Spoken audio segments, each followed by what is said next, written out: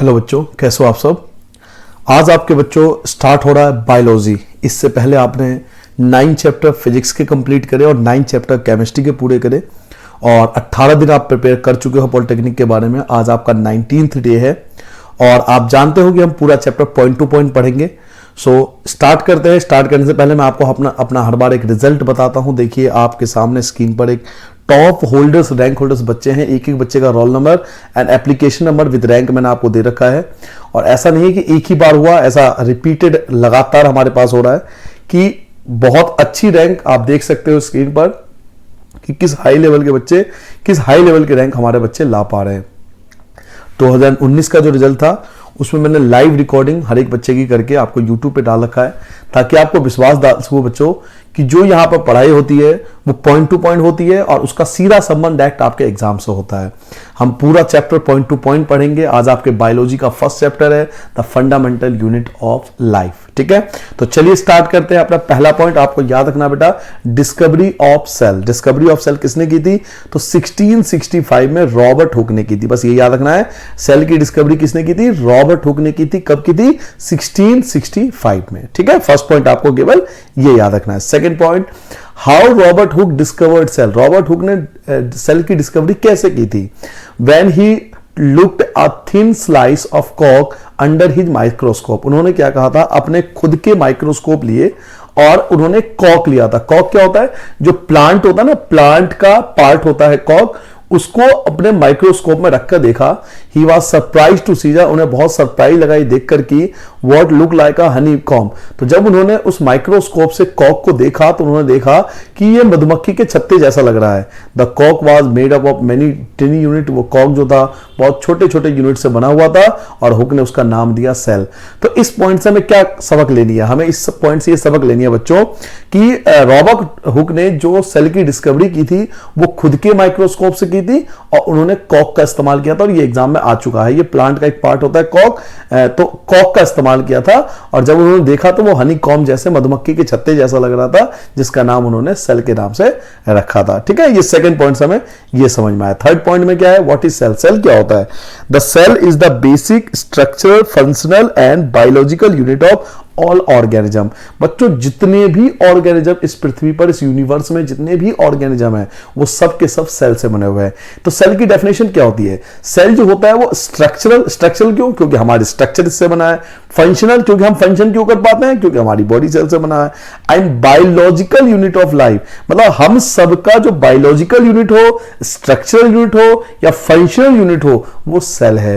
यानी जितने भी लिविंग ऑर्गेनिज्म होंगे वो सब सेल से बने होंगे। तो सेल होता क्या है? सेल को हम बोलते हैं structural, functional and biological unit of organism. A cell is the smallest unit of life. ये एग्जाम में आ चुका था, उन्होंने ये पूछा था आ, और यहां पे उन्होंने क्या कहा था? फिल इन द ब्लैंक दे दिया था। या सेल लिखा हुआ ना, या उन्होंने फिल इन द ब्लैंक दे दिया था। उन्होंने लिखा होता a dash is the smallest unit of life. तो cell is the smallest unit of life. हमारे स्मॉलेस्ट यूनिट ऑफ लाइफ क्या होती है बेटा? सेल होती है। ठीक है, ये आपको याद रखना है। फोर्थ पॉइंट पे आते हैं, types of organism on the basis of number of cell. Number of cell के हिसाब से बच्चों ऑर्गेनिज्म को दो कैटेगरी में बांटा जाता है। एक होता है यूनिसेलुलर ऑर्गेनिज्म, एक होता है मल्टी सेलुलर ऑर्गेनिज्म। तो यूनिसेलुलर ऑर्गेनिज्म क्या होता है? यूनिसेलुलर ऑर्गेनिज्म वो ऑर्गेनिज्म होता है which are made of only one cell, जो केवल एक सेल से बनता है, जैसे कि ईस्ट और अमीबा। ईस्ट और अमीबा बच्चों यूनिसेलुलर में आते हैं क्योंकि they are made by single cell. ऐसी मल्टी सेलुलर ऑर्गेनिज्म क्या होता है? Multi cellular organism made up of more than one cell. वो ऑर्गेनिज्म जो एक सेल से ज्यादा बनते हैं उन्हें मल्टी सेलुलर ऑर्गेनिज्म कहते हैं। जैसे प्लांट्स एंड एनिमल, जितने भी प्लांट्स एंड एनिमल्स हैं वो सब मल्टी सेलुलर ऑर्गेनिज्म में आते हैं। तो याद रखना आपको, एक होता है यूनिसेलुलर, एक होता है मल्टी सेलुलर। यूनिसेलुलर जो एक सेल से बनता है, मल्टी सेलुलर जो एक से ज्यादा सेल से बनता है। इसमें एग्जाम्पल जरूरी है, यूनिसेलुलर में आता है ईस्ट और अमीबा और मल्टी सेलुलर में आपका आता है प्लांट्स एंड एनिमल। ठीक है, तो ये था unicellular and multicellular. Next point है the functional region of a all cell. बच्चों सेल के कितने पार्ट्स होते हैं? सेल के 3 पार्ट्स होते हैं। एक होता है प्लाज्मा मेम्ब्रेन, एक होता है न्यूक्लियस और एक होता है साइटोप्लाज्म। याद रखोगे, किसी भी सेल के 3 पार्ट्स होते हैं। सेल को 3 भागों में बांटा जाता है। या सेल के 3 पार्ट्स होते हैं। एक होता है प्लाज्मा मेम्ब्रेन, एक होता है न्यूक्लियस और एक होता है आपका साइटोप्लाज्म। इन तीन के अलावा एक पार्ट और होता है जिसको हम सेल वॉल के नाम से जानते हैं, लेकिन बच्चों सेल वॉल केवल प्लांट सेल में पाया जाता है। और हमने हेडिंग क्या डाला है, the functional region of all cell, यानी सभी सेल के कितने पार्ट्स होते हैं। यूजुअली चाहे वो प्लांट सेल हो, एनिमल सेल हो, उसके तीन पार्ट्स होते हैं, प्लाज्मा मेम्ब्रेन, न्यूक्लियस और साइटोप्लाज्म। जो मैं आपको सेल वॉल बोल रहा हूं वो केवल प्लांट सेल में ही पाया जाता है। तो सभी सेल के अंदर केवल तीन ही पार्ट्स होता है, plasma membrane, nucleus and cytoplasm. Next point है फंक्शन ऑफ प्लाज्मा मेम्ब्रेन की। प्लाज्मा मेम्ब्रेन के क्या क्या फंक्शन होते हैं, तो आपको तो केवल बेसिक पॉइंट याद रखना है, पूरा आंसर थोड़ी याद करना है। तो याद रखना है प्लाज्मा मेम्ब्रेन क्या होता है, outer most covering of the cell. किसी भी सेल का जो आउटर मोस्ट कवरिंग, आपको एग्जाम में ऐसे पूछेगा the outer most covering of the cell is called, तो आपको प्लाज्मा मेम्ब्रेन पे टिक कर देना है। याद रखना है outer most covering of the cell, cell का जो सबसे आउटर मोस्ट कवरिंग पार्ट होता है उसको हम प्लाज्मा मेम्ब्रेन के नाम से जानते हैं। द प्लाज्मा मेम्ब्रेन अलाउ और permit the entry and existence of some material in the cell. Cell के अंदर कोई मटेरियल आएगा या सेल के बाहर कोई मटेरियल जाएगा, ये कौन डिसाइड करता है, ये प्लाज्मा मेम्ब्रेन डिसाइड करता है। आप क्वेश्चन उठता है, आपको इतने सारे पॉइंट्स क्यों बता रहा हूं, ये इसलिए बता रहा हूं क्योंकि अलग अलग ईयर में देखा गया है कि अलग अलग प्रकार से क्वेश्चन पूछा गया है। कभी उन्होंने क्वेश्चन ये पूछा था कि what is the outer most covering of the cell, तो आपको प्लाज्मा मेम्ब्रेन टिक करना है। कभी वो डिसाइड पूछते हैं कि what is the part of the cell who allow और permit the entry and existence of some material in the cell, कि कौन ऐसा पार्ट है जो एंट्री या एग्जिस्टेंस डिसाइड करता है, तो वो भी प्लाज्मा मेम्ब्रेन है। कौन सेल को मैकेनिकल सपोर्ट प्रोवाइड करता है, तो सेल को मैकेनिकल सपोर्ट भी यही प्लाज्मा मेम्ब्रेन प्रोवाइड करता है। सेल मेम्ब्रेन को हम किस नाम से जानते हैं, या सिलेक्टिवली परमेबल मेम्ब्रेन किसे कहते हैं, तो बच्चों selectively permeable membrane cell membrane को ही कहते हैं, प्लाज्मा मेम्ब्रेन को ही कहते हैं। याद रखना प्लाज्मा मेम्ब्रेन या सेल मेम्ब्रेन का एक और नाम है, इसको सिलेक्टिवली परमेबल मेम्ब्रेन कहते हैं। क्यों, क्योंकि ये अलाउ करता है कुछ मटेरियल को बाहर जाने के लिए और ऐसे ही कुछ मटेरियल को अंदर आने के लिए डिसाइड करता है। तो क्योंकि ये डिसाइड कर रहा है, सेलेक्ट कर रहा है कि कौन सा मटेरियल अंदर आएगा सेल के और कौन सा मटेरियल सेल के बाहर जाएगा, इसलिए एक और नाम पड़ गया सिलेक्टिवली परमेबल मेम्ब्रेन। तो आपको चार बातें याद रखनी है प्लाज्मा मेम्ब्रेन के बारे में। फर्स्ट, प्लाज्मा मेम्ब्रेन जो होता है आउटर मोस्ट कवरिंग होता है। प्लाज्मा मेम्ब्रेन अलाउ करता है कौन सा मटेरियल सेल के अंदर आएगा, कौन सा मटेरियल सेल के बाहर जाएगा।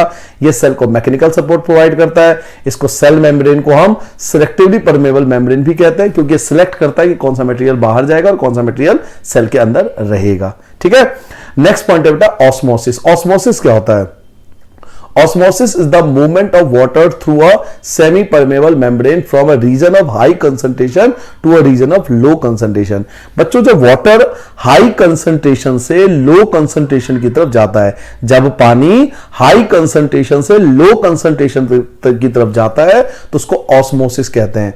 आपको इसका एग्जांपल देता हूं। कभी आपने ऐसा हुआ है कि किशमिश को, अगर आप किशमिश को पानी के अंदर डाल दो तो आप देखोगे कि 2 या 3 घंटे बाद वो फूल जाएगा। क्यों, क्योंकि किशमिश जो होता है वाटर को एब्जॉर्ब कर लेता है। ऐसे हम लोग क्या करते हैं, इस एज में क्या करते हैं, बादाम वगैरह पानी में डाल देते हैं, तो बादाम क्या करता है, वाटर को एब्जॉर्ब कर लेता है, तो वो ऑस्मोसिस का ही पार्ट है। जब वाटर हाई कंसंट्रेशन से लो कंसंट्रेशन की तरफ जाता है तो उसको ऑस्मोसिस कहते हैं। और ऑस्मोसिस का बेस्ट एग्जांपल क्या है, an example of osmosis is the absorption of water by plant root. जो प्लांट रूट वाटर को एब्जॉर्ब करता है सॉइल में से, जो पौधे के जड़ होते हैं आपको पता है सॉइल में से वाटर को एब्जॉर्ब करते हैं, वो कौन सा प्रोसेस है, वो भी ऑस्मोसिस प्रोसेस है। ऑस्मोसिस प्रोसेस के कारण ही जो रूट्स होता है वो सॉइल में से वाटर को एब्जॉर्ब कर लेता है। तो ऑस्मोसिस का मतलब याद हो गया बेटा, ऑस्मोसिस का मतलब होता है वाटर का हाई कंसंट्रेशन से लो कंसंट्रेशन की तरफ जाना, और प्लांट का जो रूट्स होता है जो सॉइल में से वाटर को एब्जॉर्ब करता है वो ऑस्मोसिस का सबसे अच्छा एग्जांपल बोला जाता है। Function of the cell wall. अब आते हैं सेल वॉल पे। मैंने आपको कहा था कि केवल प्लांट सेल में पाया जाता है सेल वॉल। तो सेल वॉल का फंक्शन क्या होता है, cell wall is the protective semi permeable outer layer of the plant cell. Plant cell का जो सबसे आउटर लेयर होता है, देखो किसी भी सेल का जो सबसे आउटर लेयर होता है वो प्लाज्मा मेम्ब्रेन था जो आप पढ़ चुके हो, बट प्लांट सेल का आउटर मेम्ब्रेन प्लाज्मा मेम्ब्रेन नहीं होगा, प्लांट सेल का सबसे आउटर मेम्ब्रेन होगा सेल वॉल। ये क्या करता है, डेफिनेट शेप देता है सेल को। सेल को क्या करता है, ये डेफिनेट शेप देता है। इसके अलावा ये सेल को रिगिडिटी मतलब मजबूती प्रदान करता है, स्ट्रेंथ प्रोवाइड करता है सेल को। सेल को क्या प्रोवाइड करता है, ये रिगिडिटी प्रोवाइड करता है और स्ट्रेंथ प्रोवाइड करता है सेल को। इसके अलावा it protect the inner cell organelles. जो सेल के अंदर बहुत सारे ऑर्गेनल्स होते हैं, अभी आप पढ़ोगे जिसमें आएगा ER, endoplasmic reticulum, Golgi apparatus, फिर आप पढ़ोगे माइटोकॉन्ड्रिया वगैरह पढ़ोगे, ये सब सेल ऑर्गेनल्स को भी प्रोटेक्ट करता है। कौन? Cell wall. तो सेल वॉल के क्या क्या फंक्शन हुआ? पहली बात तो आपको याद रखना है, सेल वॉल केवल प्लांट सेल में पाया जाता है। ये प्लांट सेल का सबसे आउटर लेयर होता है और इसका काम है उसको प्रोटेक्ट करना। ये डेफिनेट शेप देता है सेल को। इसके अलावा ये रिगिडिटी, मजबूती प्रदान करता है, स्ट्रेंथ प्रोवाइड करता है सेल को। और इसके अलावा ये प्रोटेक्ट करता है, किसको प्रोटेक्ट करता है? ये सेल ऑर्गेनल्स को भी प्रोटेक्ट करता है। प्लांट सेल में सेल ऑर्गेनल्स को भी प्रोटेक्ट करता है। ये सभी फंक्शन बच्चों सेल वॉल के थे, सेल वॉल के फंक्शन है। नेक्स्ट है एंडोसाइटोसिस। ये एंडोसाइटोसिस क्या होता है? तो endocytosis is the process in which flexibility of the cell, मैं आपको एडवाइस दे रहा हूं, केवल ये याद रखना, flexibility of the cell. Cell क्या होता है? फ्लेक्सिबल होता है। सेल क्या होता है? फ्लेक्सिबल होता है। Cell membrane enables the cell to engulf in food and other material from its external environment. क्या होता है बच्चों? सेल मेम्ब्रेन जो होता है वो फ्लेक्सिबल होता है। उसे जहां फूड मिलेगा ना, जिस साइड भी फूड मिलेगा चारों डायरेक्शन में, वो उस तरफ मूवमेंट कर सकता है, वो उस तरफ से फूड को एब्जॉर्ब कर सकता है। तो उसे एंडोसाइटोसिस कहते हैं। यानी एंडोसाइटोसिस का अगर मुझे मेन चीज याद रखना हो कंपटीशन लेवल पर, तो मैं केवल ये याद रखूंगा, flexibility of the cell membrane, कि सेल मेम्ब्रेन फ्लेक्सिबल होता है, उसको हम एंडोसाइटोसिस कहते हैं। और फ्लेक्सिबल होने से फायदा क्या होता है? फ्लेक्सिबल होने से फायदा ये होता है कि वो चारों डायरेक्शन में जहां उसे फूड मिलेगा उसे इनगल्फ कर सकता है, अपने अंदर खींच सकता है, उसे एब्जॉर्ब कर सकता है एक्सटर्नल एनवायरनमेंट से, बाहरी पर्यावरण से। तो एंडोसाइटोसिस का मेन जो मतलब है वो ये है flexibility of the cell membrane. Cell membrane हमारा फ्लेक्सिबल होता है, इसको साइंस में एंडोसाइटोसिस के नाम से जाना जाता है।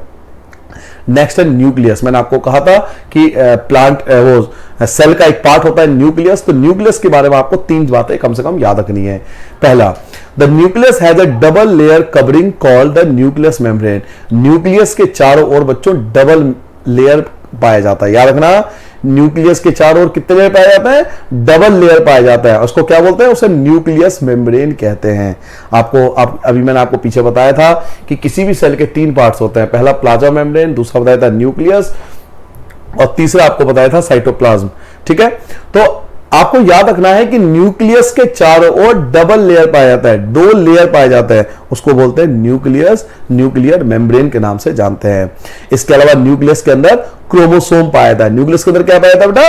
क्रोमोसोम पाया जाता है। और क्रोमोसोम कैसा होता है? रॉड शेप में होता है, रॉड लाइक स्ट्रक्चर बोलते हैं। क्रोमोसोम रॉड लाइक स्ट्रक्चर पाया जाता है। कब? When the cell is about to divide. अगर सेल डिवाइड होने वाला हो ना, तो क्रोमोसोम जो होता है वो रॉड लाइक स्ट्रक्चर पाया जाता है। इसके अलावा न्यूक्लियस के अंदर बच्चों न्यूक्लियोस पाया जाता है। न्यूक्लियस के अंदर न्यूक्लियोस पाया जाता है और न्यूक्लियोस के अंदर आरएनए पाया जाता है। तो न्यूक्लियस के बारे में आपको 3 बातें याद रखनी है। क्या? न्यूक्लियस के अंदर बच्चों डबल लेयर पाया जाता है। न्यूक्लियस के चारों ओर डबल लेयर पाया जाता है, जिसको न्यूक्लियर मेम्ब्रेन कहते हैं। सेकंड, न्यूक्लियस के अंदर क्रोमोसोम पाया जाता है। क्रोमोसोम रॉड लाइक स्ट्रक्चर होता है, रॉड शेप में पाया जाता है। कब? अगर न्यूक्लियस डिवाइड होने वाला हो, अगर सेल डिवाइड होने वाला हो, तो उस केस में जो क्रोमोसोम होता है वो रॉड शेप में पाया जाता है। इसके अलावा न्यूक्लियस के अंदर न्यूक्लियोस पाया जाता है। न्यूक्लियस के अंदर न्यूक्लियोस पाया जाता है और न्यूक्लियोस के अंदर आरएनए पाया जाता है। याद रखोगे, देखो, सेल के अंदर न्यूक्लियस हो गया, न्यूक्लियस के अंदर न्यूक्लियोस हो गया और न्यूक्लियोस के अंदर आरएनए हो गया। मैं फिर से रिपीट कर रहा हूं, सेल के अंदर न्यूक्लियस होता है, सबको पता है। न्यूक्लियस के अंदर न्यूक्लियोस होता है, न्यूक्लियोस के अंदर आरएनए पाया जाता है। तो ये आपको फंक्शन याद रखना है बेटा न्यूक्लियस के बारे में। नेक्स्ट है डीएनए। डीएनए क्या होता है? तो एक तो डीएनए की फुल फॉर्म एक बार आ चुका एग्जाम में। तो डीएनए की फुल फॉर्म होती है डीऑक्सीराइबो न्यूक्लिक एसिड। ये शायद मुझे लगता है बच्चों को पता होता है, डीऑक्सीराइबो न्यूक्लिक एसिड सबको पता है। लेकिन इसका फंक्शन क्या है? ये एक जेनेटिक मटेरियल है। जेनेटिक मटेरियल का मतलब बच्चों, ये रिस्पॉन्सिबल होता है for the storage and transmission of heredity information from one generation to another generation. एक जनरेशन से दूसरे जनरेशन तक जो हमारी ट्रांसफॉर्मेशन होती है हेरिडिटी की, हमारी सूचना, हमारी वंशागत, हमारी जो फीचर्स है वो एक जनरेशन से दूसरे जनरेशन तक ले जाने का काम किसका है? डीएनए का काम है। तो आपको बेसिकली दो बातें याद रखनी है। डीएनए, इसकी फुल फॉर्म डीऑक्सीराइबोन्यूक्लिक एसिड होता है, तो फुल फॉर्म याद रखना है। दूसरा, ये जेनेटिक मटेरियल कैरी करता है। जेनेटिक मटेरियल का मतलब है ये इंफॉर्मेशन को, सूचनाओं को या फीचर्स को या ट्रेट्स को या कैरेक्टरिस्टिक्स को एक जनरेशन से नेक्स्ट जनरेशन तक कैरी करता है, एक जनरेशन से दूसरे जनरेशन, यानी पेरेंट्स के जो फीचर्स होंगे, ट्रेट्स होंगे, वो उसके बच्चों को मिलेगा, फिर उसके जो ट्रेट्स होंगे वो उसके बच्चों को मिलेगा। ये डीएनए का काम होता है। तो दो बातें आप याद रखोगे, डीऑक्सीराइबोन्यूक्लिक एसिड और सेकंड ये जेनेटिक मटेरियल होता है। ठीक है, नेक्स्ट है जीन। जीन क्या होता है? एक बार एग्जाम में आया था कि जीन क्या होता है। तो gene are the segments of DNA. DNA का जो सेगमेंट होता है, याद रखना, डीएनए का जो सेगमेंट होता है, या हम ये भी कह सकते हैं डीएनए का एक छोटा सा पार्ट होता है, उसे हम जीन कहते हैं। और अगर ये डेफिनेशन ना मिले, आपको पेपर में ऐसे मिलेगा, यहां डैश दे देगा, यहां आपको डैश दे देगा, यहां खालिस्तान दे देगा और पूछेगा आर सेगमेंट ऑफ डीएनए, कि डीएनए के सेगमेंट को क्या कहते हैं? तो डीएनए के सेगमेंट को बच्चों जीन कहते हैं। और अगर ये ऑप्शन में मिले तो आपको ये मिलेगा, it is the functional unit of chromosome. ये क्रोमोसोम का फंक्शनल यूनिट होता है। आपको एग्जाम में ऐसा आ चुका है, मैं आपको बता दूं एग्जाम में कैसा आया था कि what is the functional unit of chromosome, या जो क्रोमोसोम का फंक्शनल यूनिट है उसका नाम क्या है? तो बच्चों क्रोमोसोम का जो फंक्शनल यूनिट है उसका नाम जीन्स है। तो जीन्स के बारे में आपको दो बातें याद रखनी है। पहला, it is the segment of DNA, ये डीएनए का सेगमेंट होता है। दूसरा आपको याद रखना है, it is the functional unit of chromosome, ये क्रोमोसोम का फंक्शनल यूनिट होता है। ठीक है, दो बातें आपको जीन्स के बारे में याद रखना है। नेक्स्ट है आरएनए। आपको बताया था ना कि न्यूक्लियस के अंदर न्यूक्लियोस होता है, न्यूक्लियोस के अंदर आरएनए होता है। तो आरएनए क्या है? एक तो इसकी फुल फॉर्म याद रखना, आरएनए की फुल फॉर्म होती है राइबोन्यूक्लिक एसिड। राइबोन्यूक्लिक एसिड, और ये कहां पाया जाता है? न्यूक्लियोस में पाया जाता है। मैंने आपको पहले ही बताया था कि ये न्यूक्लियोस में पाया जाता है, न्यूक्लियस के। It help in synthesis of protein. ये क्या करता है? ये प्रोटीन को सिंथेसिस करता है। किसको सिंथेसिस करता है? आरएनए, याद रखना है, प्रोटीन को सिंथेसिस करता है। ये प्रोटीन को सिंथेसिस करने में हेल्प करता है। तो बेसिकली हमें तीन बातें आरएनए के बारे में पता लगी। पहला, इसकी फुल फॉर्म राइबोन्यूक्लिक एसिड, एक चीज ये पता लगी। दूसरी, ये कहां पाया जाता है? तो ये न्यूक्लियोस में पाया जाता है, जो न्यूक्लियस के अंदर होता है। न्यूक्लियस के अंदर न्यूक्लियोस, न्यूक्लियोस के अंदर आरएनए। दो बातें हो गई। और तीसरा, ये हेल्प क्या करता है? ये काम क्या है इसका? तो it help in synthesis of protein. ये प्रोटीन को सिंथेसिस करता है। ठीक है बेटा, आरएनए के बारे में तीन चीजें, केवल दो लाइन है लेकिन हमें इंफॉर्मेशन इसके बारे में तीन चीज पता लगी, और इनमें से कुछ भी एग्जाम में उठ के आ जाता है। नेक्स्ट है बेटा प्रोकैरियोटिक सेल। प्रोकैरियोटिक सेल क्या होता है? प्रोकैरियोटिक सेल किसे कहते हैं? तो a prokaryotic cell which lack nuclear membrane. एक प्रोकैरियोटिक सेल वो होता है जिसके न्यूक्लियर मेम्ब्रेन नहीं होता। A prokaryotic cell which lack nuclear membrane, जिसके अंदर न्यूक्लियर मेम्ब्रेन नहीं होगा, उसे प्रोकैरियोटिक सेल कहते हैं। अच्छा, न्यूक्लियर मेम्ब्रेन आपको याद है क्या बताया था? कि न्यूक्लियस के चारों ओर डबल लेयर मेम्ब्रेन होता है। याद करो, मैंने आपको बताया था कि न्यूक्लियस के चारों ओर डबल लेयर मेम्ब्रेन होता है। तो जरूरी है कि हर एक सेल में न्यूक्लियस के चारों ओर डबल लेयर मेम्ब्रेन हो। जिन सेल के अंदर बच्चों न्यूक्लियर मेम्ब्रेन नहीं होता उन्हें प्रोकैरियोटिक सेल कहते हैं। और प्रोकैरियोटिक सेल की खासियत है, इसमें केवल सिंगल क्रोमोसोम पाए जाते हैं। याद रखना, केवल एक क्रोमोसोम पाए जाते हैं। जितने भी प्रोकैरियोटिक सेल होते हैं उसके अंदर केवल सिंगल क्रोमोसोम, केवल एक ही क्रोमोसोम पाए जाते हैं। इसका बेस्ट एग्जांपल है bacteria and blue green algae. अब मुझे याद है 2016-17 का एग्जाम में यह पूछा गया था कि which of the following is a prokaryotic cell, कि इनमें से कौन सा प्रोकैरियोटिक सेल है, और उसका ऑप्शन जो था वो ब्लू ग्रीन एल्गी सही था। आपको ब्लू ग्रीन एल्गी टिक करना है। तो एग्जाम्पल भी फोकस करना, एग्जाम्पल पूछा जाता है जिस प्रकार से मैंने आपको क्वेश्चन बताया। तो प्रोकैरियोटिक सेल क्या होता है, लास्ट में आपको बताता हूं। प्रोकैरियोटिक सेल वो सेल होता है जिनके अंदर न्यूक्लियर मेम्ब्रेन नहीं पाया जाता। दूसरी बात, यह इसके अंदर हमेशा सिंगल क्रोमोसोम, केवल एक क्रोमोसोम पाया जाता है, और इसका बेस्ट एग्जांपल है bacteria and blue green algae. Next topic है यूकैरियोटिक सेल। की यूकैरियोटिक सेल क्या होता है? तो उल्टा कर दो, यूकैरियोटिक सेल वो होता है जिसके अंदर न्यूक्लियर मेम्ब्रेन पाया जाता है। याद रखोगे भाई, जिनके अंदर न्यूक्लियर मेम्ब्रेन नहीं पाया जाता प्रोकैरियोटिक, और जिनके अंदर न्यूक्लियर मेम्ब्रेन पाया जाएगा उसे यूकैरियोटिक कहेंगे। ठीक है, लिखा हो ना, it has definite nucleus with nuclear membrane. किसका डेफिनेट न्यूक्लियस होता है और न्यूक्लियर मेम्ब्रेन होता है, डबल लेयर मेम्ब्रेन होता है। और प्लांट सेल और एनिमल सेल हम सब जो है बच्चों वो यूकैरियोटिक सेल के अंदर आते हैं। तो क्या दोनों फर्क पता लग गया आपको? प्रोकैरियोटिक सेल जिनमें न्यूक्लियर मेम्ब्रेन नहीं होता, यूकैरियोटिक सेल जिनमें न्यूक्लियर मेम्ब्रेन होता है। ठीक है, नेक्स्ट पॉइंट यही है इन दोनों में डिफरेंस कि प्रोकैरियोटिक सेल और यूकैरियोटिक सेल में क्या डिफरेंस है। अब आपके दिमाग में चलेगा यार पेपर में डिफरेंस तो ही पूछेंगे हमसे, बिल्कुल नहीं पूछेंगे आपसे, तो फिर मैं आपको क्यों बता रहा हूं बच्चों। ये जो आपको पॉइंट दिख रहे होंगे 5-6 दोनों के बारे में, क्या होता है कोई भी एक सिंगल पॉइंट उठ के आ जाता है वहां पर, तो इस बात पे एक एक पॉइंट इसके ध्यान दो और एक एक पॉइंट इसके ध्यान दो। देखो पहला मैंने आपको क्या बताया था, इसके अंदर न्यूक्लियर मेम्ब्रेन नहीं पाया जाता, ये तो सबको याद हो गया होगा। इसके अंदर न्यूक्लियर मेम्ब्रेन पाया जाता है, ये पहला पॉइंट तो सबको याद है। इन दोनों बताओ साइज किसका छोटा होता है, तो प्रोकैरियोटिक सेल का साइज छोटा होता है। 2019 के एग्जाम में क्वेश्चन आ चुका है, प्रोकैरियोटिक सेल का साइज 1 से 10 पिकोमीटर के आसपास होता है, और जबकि इसका यूकैरियोटिक सेल का साइज थोड़ा सा बड़ा होता है, 5 से 100 पिकोमीटर के आसपास होता है। इसके अंदर सिंगल क्रोमोसोम होते हैं, ये भी आपको बताया था। इसमें एक से ज्यादा क्रोमोसोम होते हैं। इसमें न्यूक्लियस जो होता है नहीं पाया जाता है, न्यूक्लियस होता ही नहीं इसके अंदर न्यूक्लियस पाया जाता है। Membrane bond organelles are absent, जो मेम्ब्रेन बॉन्ड ऑर्गेनेल्स होते हैं वो नहीं पाए जाते हैं, और जो मेम्ब्रेन बॉन्ड ऑर्गेनेल्स होते हैं वो पाए जाते हैं। Cell division occurred by the fission और बडिंग, जो सेल डिवीजन होते हैं वो कौन से द्वारा पाए जाते हैं, सेल डिवीजन या तो फीजन द्वारा पाया जाता है या फिर बडिंग द्वारा पाया जाता है। ये आगे पढ़ोगे आप फीजन और बडिंग क्या होता है, जबकि इसमें सेल डिवीजन जो पाया जाता है वो माइटोकली या मियोटिकली द्वारा पाया जाता है। तो ये डिफरेंस है आपका प्रोकैरियोटिक एंड यूकैरियोटिक सेल के अंदर।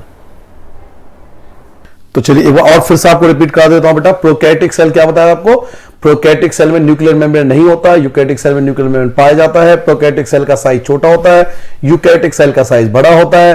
प्रोकैरियोटिक सेल में केवल सिंगल क्रोमोसोम, एक क्रोमोसोम होते हैं, यूकैरियोटिक सेल में एक से ज्यादा क्रोमोसोम होते हैं। इसमें न्यूक्लियस नहीं होता, इसमें न्यूक्लियस पाया जाता है।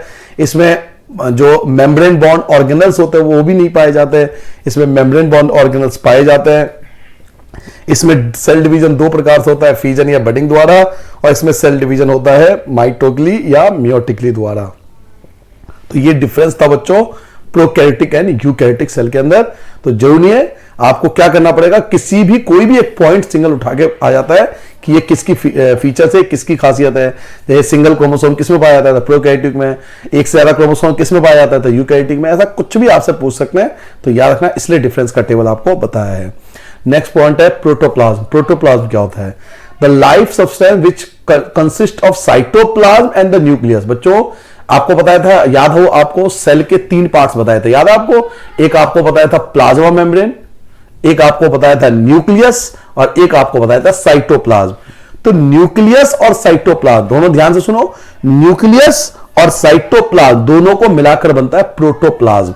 प्रोटोप्लाज्म का मतलब होता है साइटोप्लाज्म प्लस न्यूक्लियस, यानी साइटोप्लाज्म और न्यूक्लियस दोनों मिलकर क्या बनता है, प्रोटोप्लाज्म बनता है। इसलिए डेफिनेशन देखो क्या लिखी हुई है, the life substance which consist of cytoplasm and the nucleus, यानी साइटोप्लाज्म और न्यूक्लियस दोनों को मिलाकर हम उसे प्रोटोप्लाज्म के नाम से जानते हैं। याद रखो प्रोटोप्लाज्म में 2 चीज आती है, साइटोप्लाज्म और न्यूक्लियस दोनों को मिला दें तो प्रोटोप्लाज्म बनता है। नेक्स्ट है प्लाज्मोलिसिस। प्लाज्मोलिसिस क्या होता है, When living plant cell loss water through osmosis, जब लिविंग प्लांट सेल क्या करता है, वाटर का लॉस होता है। जब लिविंग प्लांट सेल में वाटर का लॉस होता है किसके द्वारा, ऑस्मोसिस प्रोसेस द्वारा, तो वो सेल क्या होता है, श्रिंकेज हो जाता है, सिकुड़ जाता है, और वो कॉन्ट्रैक्ट होने लगता है, सिकुड़ जाएगा, और the protoplasm away from the cell wall. This phenomena is known as the plasmolysis. कहने का मतलब यह है बच्चों, जब ऑस्मोसिस प्रोसेस द्वारा, ऑस्मोसिस के कारण प्लांट सेल के अंदर वाटर की लॉस हो जाती है। ध्यान सुनना, ऑस्मोसिस के कारण जब प्लांट सेल के अंदर वाटर का लॉस हो जाता है तो वो सेल क्या हो जाएगा, जब पानी चला जाएगा तो श्रिंक हो जाएगा, सिकुड़ जाएगा। इसी को हम साइंस में प्लाज्मोलिसिस के नाम से जानते हैं। इसलिए अक्सर आपने देखा होगा प्लांट का जो सबसे अपर पार्ट होता है, प्लांट का जो सबसे लेयर होता है, सबसे अपर लेयर होता है, वो बहुत ज्यादा रफ एंड टफ होता है, आपने देखा होगा। जबकि हमारे स्किन जो होते हैं बेटा, बाहर से आपने देखा होगा हमारे स्किन जो है वो इतने ज्यादा रफ नहीं होते एज कंपेयर टू प्लांट, क्योंकि प्लांट क्या है, वो कहीं भी हो सकता है ना, कहीं भी धूप में लगेगी उसको तो उसके वाटर की लॉस होगा, और जब वो वाटर उसका लॉस होता जाएगा तो उसके जो सेल हो जाएंगे वो सिकुड़ते चले जाएंगे। तो इसको हम साइंस में प्लाज्मोलिसिस के नाम से जानते हैं। लास्ट में बताता हूं प्लाज्मोलिसिस क्या होता है, जब प्लांट सेल के अंदर से वाटर की लॉस होता है किसके कारण, ऑस्मोसिस के कारण, तो उसका जो सेल होता है वो श्रिंकेज हो जाता है, सिकुड़ जाता है, इसको हम प्लाज्मोलिसिस बोलते हैं। नेक्स्ट है सेल ऑर्गेनल्स। सेल ऑर्गेनल्स क्या होता है? तो it is the functional unit of cells. Cell का फंक्शनल यूनिट क्या होता है? Cell organelles. किसी भी सेल का जो फंक्शनल यूनिट होता है बच्चों, उसे हम सेल ऑर्गेनल्स कहते हैं। और सेल ऑर्गेनल्स बेसिकली आपके सिलेबस में 6 हैं, आपको 6 सेल ऑर्गेनल्स याद रखने हैं। एंडोप्लाज्मिक रेटिकुलम, जिसको हम ईआर बोलते हैं शॉर्ट में, ई एंडोप्लाज्मिक और आर रेटिकुलम, एंडोप्लाज्मिक रेटिकुलम। दूसरा होता है गोल्जी अपैरेटस, थर्ड होता है लाइसोसोम, फोर्थ होता है माइटोकॉन्ड्रिया, फिफ्थ होता है प्लास्टिड एंड सिक्स होता है वैक्यूल्स। तो आपको याद रखना है सेल ऑर्गेनल्स होते क्या हैं? तो सेल ऑर्गेनल्स होते हैं function unit of cell, functional unit of cell. और कितने होते हैं ये? 6 होते हैं, ER, Golgi, lysosome, mitochondria, plastid and vacuoles. और अधिकतर एग्जाम में देखोगे कि इन्हीं 6 में से किसी न किसी ईयर में इन्हीं 6 में से एग्जाम में आए हैं। तो सबसे पहले पता है एंडोप्लाज्मिक रेटिकुलम, ईआर। ये एंडोप्लाज्मिक रेटिकुलम क्या होता है? तो आपको याद रखना है एंडोप्लाज्मिक रेटिकुलम क्या होता है? एक vast network of membrane bond. ये मेम्ब्रेन की, मतलब मेम्ब्रेन जो आपने पढ़ा था, मेम्ब्रेन की शीट होती है, बहुत सारे मेम्ब्रेन आपस में मिलकर मेम्ब्रेन की एक शीट होती है। बहुत सारे मेम्ब्रेन जब पैरेलल में एक के ऊपर एक रखी जाती है तो वो ईआर बन जाता है। The membrane are similar in structure to the plasma membrane. और इस मेम्ब्रेन का जो स्ट्रक्चर है वो प्लाज्मा मेम्ब्रेन से एज इट इज मैच करता है। सिंपल वर्ड में आपको बताना चाहूंगा, आपको ये याद रखना पड़ेगा यहां से, it is a vast network of membrane bond. यानी बहुत सारे मेम्ब्रेन बॉन्ड मिलकर बच्चों एंडोप्लाज्मिक रेटिकुलम बनता है। और इसका स्ट्रक्चर जो होता है प्लाज्मा मेम्ब्रेन से एज इट इज मैच करता है। ये 2 टाइप के होते हैं। There are 2 types of ER. Endoplasmic reticulum बच्चों 2 टाइप के होते हैं, 2 कैटेगरी होते हैं। एक होता है रफ एंडोप्लाज्मिक रेटिकुलम, एक होता है स्मूथ एंडोप्लाज्मिक रेटिकुलम। एक को बोलते हैं आरईआर, एक को बोलते हैं एसईआर। रफ एंडोप्लाज्मिक रेटिकुलम और एक होता है स्मूथ एंडोप्लाज्मिक रेटिकुलम। तो आपको याद रखना जो ईआर होता है वो 2 टाइप का होता है, आरईआर और एसईआर। अब दोनों में डिफरेंस क्या होता है? तो जो आरईआर होता है, रफ एंडोप्लाज्मिक रेटिकुलम, ये इसके अंदर क्या होता है? इसके सरफेस पर राइबोसोम होते हैं। केवल ये वर्ड याद रखो, आरईआर में राइबोसोम पाए जाते हैं, आरईआर के ऊपर राइबोसोम पाए जाते हैं। जबकि जो एसईआर होता है, स्मूथ एंडोप्लाज्मिक रेटिकुलम, इसमें बच्चों इसमें किसी प्रकार का राइबोसोम नहीं पाया जाता। याद रखना आपको, आरईआर में क्या होता है? राइबोसोम पाया जाता है, इसलिए रफ होता है ये। जबकि एसईआर में जो होता है राइबोसोम नहीं पाया जाता है। इवन इसमें पाया जाता है लिपिड वगैरह पाए जाते हैं, जिसके कारण ये स्मूथ होता है। आरईआर कहां पाया जाता है? It is situated near to nuclear. ये न्यूक्लियस के पास होता है, न्यूक्लियस के पास पाया जाता है आरईआर। जबकि एसईआर कहां पाया जाता है? ये प्लाज्मा मेम्ब्रेन के पास पाया जाता है। आरईआर न्यूक्लियस के पास पाया जाता है और एसईआर जो होता है बच्चों वो प्लाज्मा मेम्ब्रेन के पास पाया जाता है। आरईआर क्या करता है? ये प्रोटीन को सिंथेसिस करता है। It help in the protein synthesis, ये प्रोटीन को सिंथेसिस करता है। जबकि एसईआर जो होता है वो लिपिड को सिंथेसिस करता है। ठीक है, दोनों में डिफरेंस होना है। ईआर 2 टाइप का होता है, एक होता है आरईआर, एक होता है एसईआर। देखो 3 वर्ड में डिफरेंस याद हो सकता है, 3 शब्द याद करने। आरईआर के 3 वर्ड याद कर लो। आरईआर में राइबोसोम होता है, राइबोसोम वर्ड याद रखो, ये न्यूक्लियर के पास पाया जाता है और ये प्रोटीन सिंथेसिस करता है। 3 शब्द याद हो गए। ऐसी एसईआर में 3 बातें याद रखो, ये इसमें लिपिड पाया जाता है और इसके अंदर राइबोसोम तो बिल्कुल नहीं होता, लिपिड पाया जाता है, पहले बताया था आपको, जिसके कारण ये स्मूथ होता है। ये प्लाज्मा मेम्ब्रेन के पास होता है और ये किसको सिंथेसिस करता है? ये लिपिड को सिंथेसिस करने में हेल्प करता है। नेक्स्ट है गोल्जी अपैरेटस। तो अभी 2018 के एग्जाम में आया था, गोल्जी अपैरेटस की डिस्कवरी किन्होंने की थी? तो बच्चों गोल्जी अपैरेटस की खोज की थी कैमिलो गोल्जी ने। कैमिलो गोल्जी साइंटिस्ट के नाम है जिन्होंने गोल्जी अपैरेटस की खोज की। अब ये गोल्जी अपैरेटस होता क्या है? It is a set of smooth flattened crystal usually stacked together in a parallel row। ये क्या होता है? Set of smooth flatten. ये स्मूथ और फ्लैटन एक लेयर के फॉर्म में पाया जाता है जो पैरेलल रॉ होता है, यानी एक के ऊपर कई रॉ चढ़े होते हैं। तो इसकी खोज कैमिलो गोल्जी ने की थी। और ये गोल्जी अपैरेटस होता क्या है? ये स्मूथ फ्लैटन होता है जो पैरेलल रॉ में एक शीट के फॉर्म में पाया जाता है। इसका गोल्जी अपैरेटस का फंक्शन क्या होता है? तो they are involve in the synthesis of cell wall. ये सेल वॉल को सिंथेसिस करता है, प्लाज्मा मेम्ब्रेन को सिंथेसिस करता है और लाइसोसोम को सिंथेसिस करता है। तो गोल्जी अपैरेटस बच्चों 3 चीज को सिंथेसिस करता है, एक सेल वॉल को सिंथेसिस करता है, एक प्लाज्मा मेम्ब्रेन को सिंथेसिस करता है और एक लाइसोसोम को भी सिंथेसिस करता है। It produce vacuoles. ये वैक्यूल्स को भी प्रोड्यूस करता है, वैक्यूल्स बनाता है। वैक्यूल्स क्या आता है ये आप आगे पढ़ोगे। ये वैक्यूल्स की भी प्रोडक्शन करता है। इसके अलावा इसे हम एरिया ऑफ स्टोरेज कहते हैं। ये क्या करता है, चीजों को स्टोरेज करता है और पैकिंग में हेल्प करता है, मतलब जो फूड वगैरह होता है उसको स्टोर करने में और पैकिंग करने में भी हेल्प करता है गोल्जी अपैरेटस।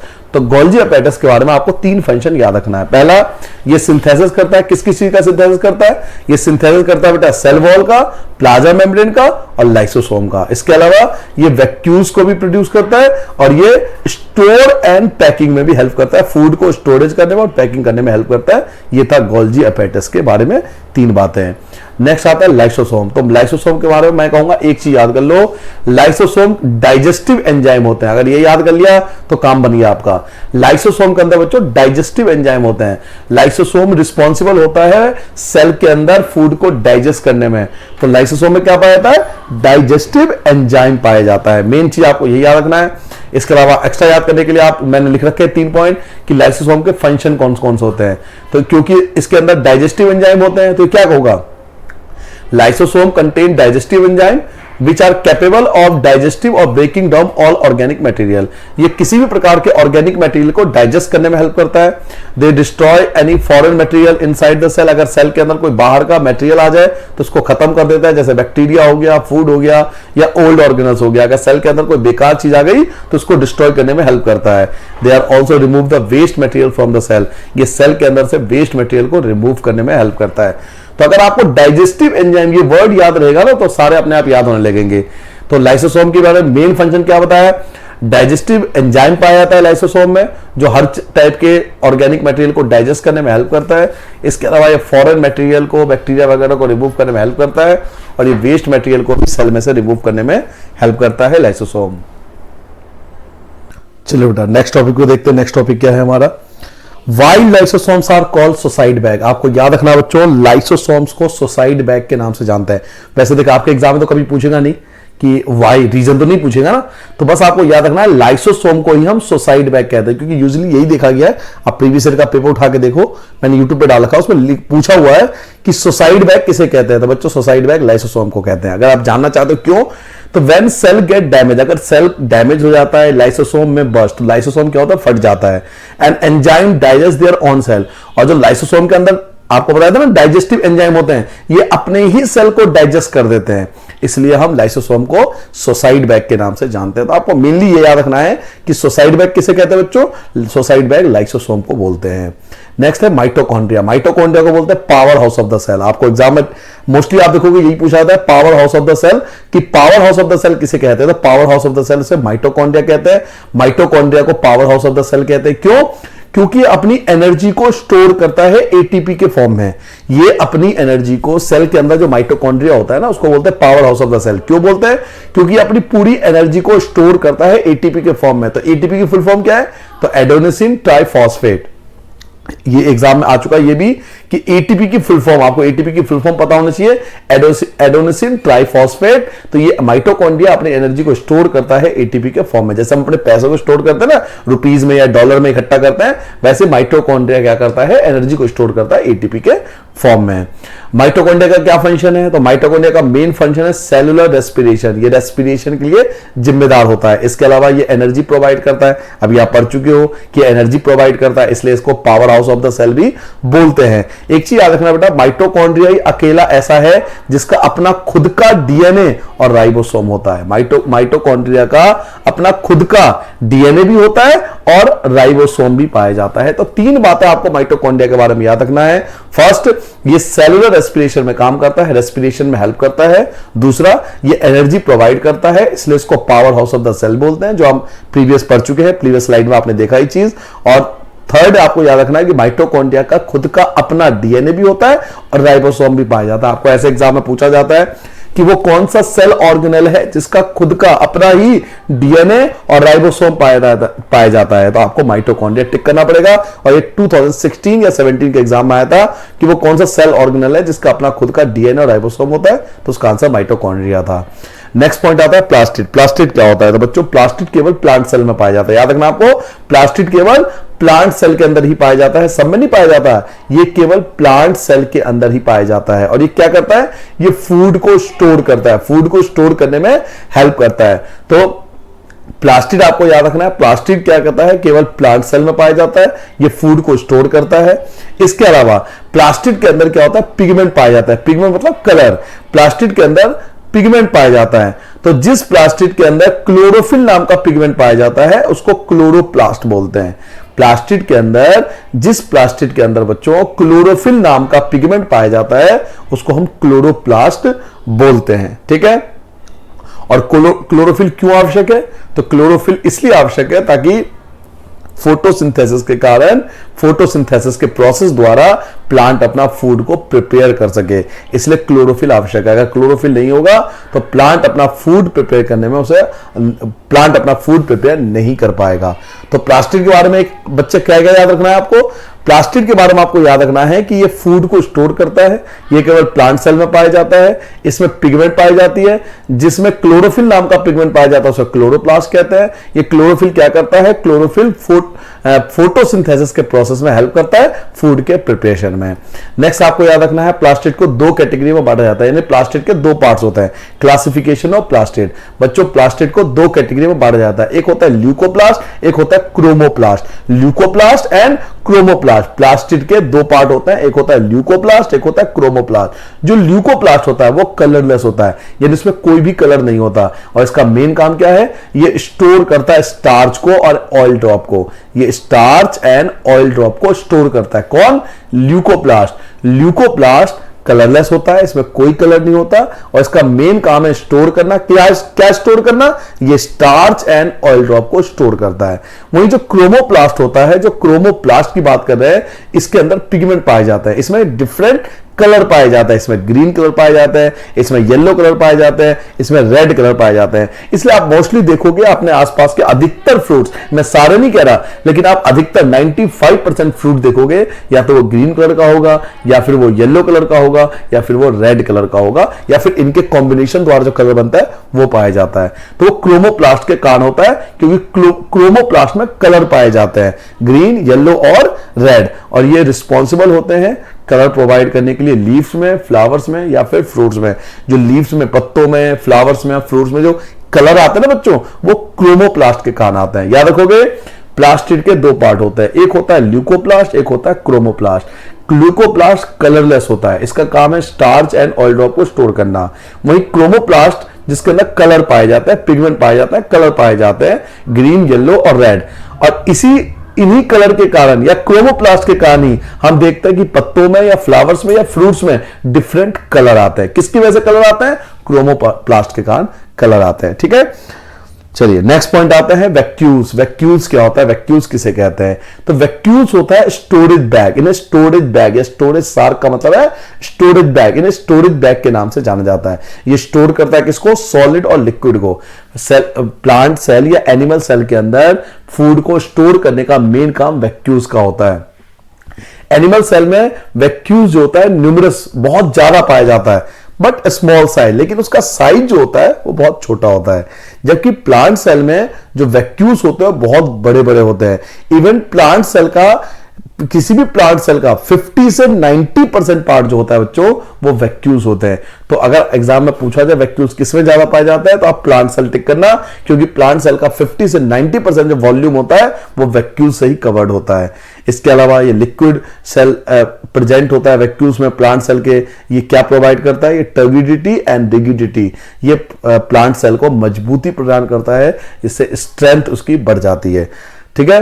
तो वैक्यूल्स के बारे में अगर आपको एग्जाम की प्रिपरेशन के पर्पस से पूछूं तो क्या क्या आप याद रखोगे, पहली चीज आप याद रखोगे ये स्टोरेज बैग है। क्या है बच्चों, ये स्टोरेज बैग है, आपको स्टोरेज बैग याद रखना है। दूसरा आपको क्या याद रखना है कि ये एनिमल सेल के अंदर कम पाए जाते हैं। न्यूमरस पाए तो बहुत सारे जाते हैं, लेकिन इनका साइज जो होता है बहुत छोटा होता है। जबकि प्लांट सेल के अंदर ये बहुत बड़े साइज में पाया जाता है। एक प्लांट सेल का 50 से 90% जो वॉल्यूम होता है वो वैक्यूल से कवर होता है। इसके अलावा ये प्लांट को टर्बिडिटी एंड रिगिडिटी प्रोवाइड करते हैं, प्लांट को ये मजबूती प्रदान करते हैं वैक्यूल्स। नेक्स्ट पॉइंट है animal cell and plant cell में डिफरेंस क्या होता है। अब हम चैप्टर के लगभग एंड पॉइंट पे आ चुके हैं। इसके बाद 2-3 पॉइंट और आपको अभी बताऊंगा जो एग्जाम के पर्पस के लिए बहुत जरूरी है। तो तो अभी हम पढ़ लेते हैं एनिमल सेल और प्लांट सेल में डिफरेंस। देखो एनिमल सेल के अंदर सेल वॉल नहीं होता, प्लांट सेल में सेल वॉल पाया जाता है। एनिमल सेल में प्लास्टिड भी नहीं होता, प्लांट सेल में प्लास्टिड पाया जाता है। इसके अंदर वैक्यूल्स जो होते हैं वो छोटे होते हैं, इनके अंदर वैक्यूल्स जो होते हैं बड़े होते हैं। अभी आपको बताया था गोल्जी बॉडी, जो गोल्जी बॉडी होती है ना, गोल्जी एनिमल में गोल्जी पाया जाता है, ये कॉम्प्लेक्स स्ट्रक्चर बनाता है, जबकि गोल्जी बॉडी जो होता है प्लांट सेल के अंदर वो इनकॉस्पियस होता है, जिसको हम डिक्टोसोम्स के नाम से जानते हैं, डिक्टोसोम्स के नाम से जानते हैं। जो प्लांट सेल में बच्चों, प्लांट सेल के अंदर जो गोल्जी पाया जाता है ना, उसका नाम है डिक्टोसोम। इसके अलावा इसका साइज, नॉर्मली एनिमल साइज का साइज जो होता है छोटा होता है, जबकि प्लांट सेल का जो साइज होता है वो बड़ा होता है। तो क्या क्या डिफरेंस, सेल वॉल नहीं होता, सेल वॉल होता है, प्लास्टिड नहीं होता, प्लास्टिड होता है, वैक्यूल्स कम होते हैं, वैक्यूल्स ज्यादा पाए जाते हैं, गोल्जी बॉडी जो होता है कॉम्प्लेक्स स्ट्रक्चर में पाए जाते हैं। इसमें जो गोल्जी पाया जाता है उसको डिक्टोसोम के नाम से जानते हैं। इस सेल का साइज छोटा होता है, इस सेल का साइज बड़ा होता है। नेक्स्ट पॉइंट है स्मॉलेस्ट एंड लार्जेस्ट सेल। आपको एग्जाम में पूछा जाएगा कि स्मॉलेस्ट सेल, इस पृथ्वी पर सबसे स्मॉलेस्ट सेल कौन है, तो बच्चों स्मॉलेस्ट सेल है माइकोप्लाज्मा। याद रखना आपको, सबसे स्मॉलेस्ट सेल इस पृथ्वी पर, सबसे स्मॉलेस्ट सेल एग्जाम में आ चुका है माइकोप्लाज्मा। और लार्जेस्ट सेल कौन है, सबसे बड़ा सेल कौन है, तो ऑस्ट्रिच एग, शुतुरमुर्ग के अंडे का जो सेल होता है, egg cell of ostrich. Ostrich के एग का जो सेल होता है बच्चों, वो सबसे लार्जेस्ट सेल होता है। तो smallest cell mycoplasma and largest cell आपको याद रखना एग सेल ऑफ ऑस्ट्रिच। ऐसे ह्यूमन की बात करें, अपने मनुष्य की बॉडी में बात करें, तो हमारी बॉडी में जो लॉन्गेस्ट सेल होता है वो नर्व सेल होता है। हमारी बॉडी का जो लॉन्गेस्ट सेल, देखो लॉन्गेस्ट लिखा है, लार्जेस्ट नहीं लिखा है, तीनों में फर्क होता है, लॉन्गेस्ट, स्मॉलेस्ट एंड लार्जेस्ट।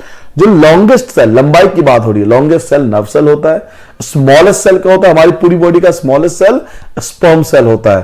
पूरी बॉडी का जो स्मॉलेस्ट सेल होता है बच्चों, वो स्पर्म सेल होता है। जबकि पूरी बॉडी का लार्जेस्ट सेल कौन सा होता है, तो ओवम पाया जाता है। ओवम जो होता है वो लार्जेस्ट सेल होता है, और जो स्पर्म होता है वो सबसे स्मॉलेस्ट सेल पाया जाता है। नेक्स्ट पॉइंट है पॉइंट 2 भी आपको रिमेंबर, ये लास्ट पॉइंट है आपको, ये 4 पॉइंट आपको बता रहा हूं, और अधिकतर देखोगे पूरे चैप्टर में जो लास्ट पॉइंट है सबसे ज्यादा यही आ रहा है एग्जाम के अंदर। आपसे पूछा जाएगा बताओ बैक्टीरिया की डिस्कवरी किसने करी, who discovered the bacteria, bacteria की खोज सबसे पहले किसने करी, तो बच्चों बैक्टीरिया की डिस्कवरी की थी ल्यूवेनहक ने। ल्यूवेनहक ने 1674 में बैक्टीरिया की डिस्कवरी की थी। याद रखोगे बैक्टीरिया की डिस्कवरी किसने करी, बैक्टीरिया की डिस्कवरी बच्चों ल्यूवेनहक ने की थी 1674 में। नेक्स्ट पॉइंट है आपको कि सेल के अंदर न्यूक्लियस की खोज किसने करी। सेल की खोज तो रॉबर्ट हुक ने की थी, आपने स्टार्टिंग पढ़ा था। तो सेल के अंदर न्यूक्लियस जो पाया जाता है, इसकी खोज भी किसने करी, तो इसकी खोज की थी रॉबर्ट ब्राउन ने। किसने खोज की थी बेटा, रॉबर्ट ब्राउन ने खोज की थी न्यूक्लियस की 1831 में। प्रोटोप्लाज्म, प्रोटोप्लाज्म किसने खोजा था, किसने कहा था प्रोटोप्लाज्म, वर्ड किसने दिया था, जिसमें आपको बताया था प्रोटोप्लाज्म के अंदर 2 चीज आती है, न्यूक्लियस एंड साइटोप्लाज्म, दोनों मिलकर प्रोटोप्लाज्म बनता है। तो प्रोटोप्लाज्म वर्ड सबसे पहले दिया था जेई पुरिकंज, जेई पुरिकंज ने दिया था 1839 में प्रोटोप्लाज्म वर्ड दिया था। और लास्ट क्वेश्चन जो बहुत ज्यादा एग्जाम में आ रहा है, सेल थ्योरी, कि सेल थ्योरी किसने दी थी। वैसे सेल थ्योरी होती है बेटा सेलुला ई सेलुला, सेलुला ई सेलुला सेल थ्योरी होता है। इसका मतलब हर एक न्यू सेल प्रीवियस सेल से बनता है। सेल थ्योरी में दोबारा बोल देता हूं, सेल थ्योरी होता है सेलुला ई सेलुला, ये लैटिन वर्ड है, ग्रीक वर्ड है, जिसका मतलब हर एक न्यू सेल प्रीवियस सेल से बनता है। तो सेल थ्योरी किसने दिया था, तो सेल थ्योरी 2 साइंटिस्ट ने दिया था, एम सचलीडन 1838 में और टी स्वान 1839 में। दोनों ने, एम सचलीडन एंड टी स्वान, इनको माना जाता है कि इन्होंने सबसे पहले सेल थ्योरी दी थी। तो बच्चों ये था आपका कंप्लीट चैप्टर सेल के ऊपर। आप अपने एग्जाम का, आप किसी भी स्टेट की पॉलिटेक्निक की प्रिपरेशन कर रहे हो, अगर आपके एग्जाम में बायोलॉजी आती है ना और सेल के ऊपर कोई भी क्वेश्चन आया हो, तो आप एक बार चेक कर लेना कि कभी भी इस टॉपिक से बाहर कोई क्वेश्चन नहीं आया। अगर आप ये पूरा चैप्टर मेरे वीडियो से कवर करते हो तो 100% गारंटी देता हूं कि इससे बाहर कभी कोई क्वेश्चन नहीं आएगा सेल के ऊपर। ठीक है, तो आप अच्छे से इन पॉइंट्स को याद कर लीजिए, पॉइंट टू पॉइंट याद कर लो, आपकी रैंक एक बार में आ जाएगी। ठीक है बेटा, तो बेस्ट विशेष मेरी तरफ से आपको अच्छे से प्रिपेयर करना बेटा।